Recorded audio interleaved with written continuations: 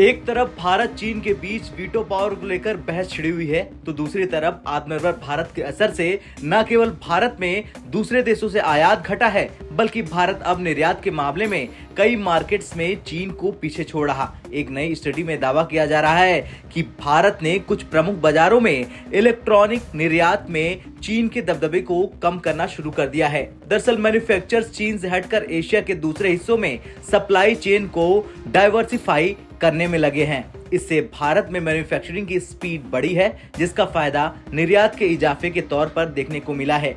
जिन market में चीन के इलेक्ट्रॉनिक निर्यात के किले को भारत ने गिरा दिया है, उनमें ब्रिटेन और अमेरिका शामिल हैं।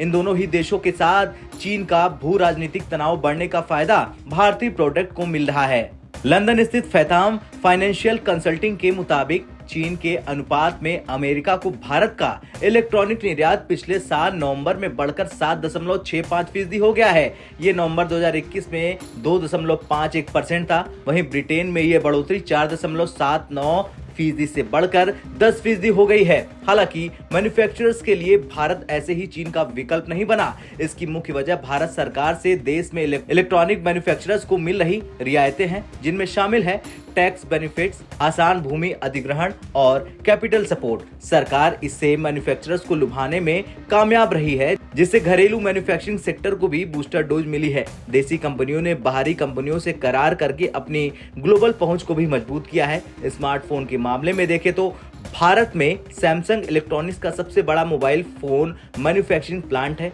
वहीं एप्पल अपने contract manufacturers Foxconn technologies group और पेगाट्रॉन कॉर्प्स के जरिए भारत में अपने सभी आईफोन का कम से कम 7% बनाती है।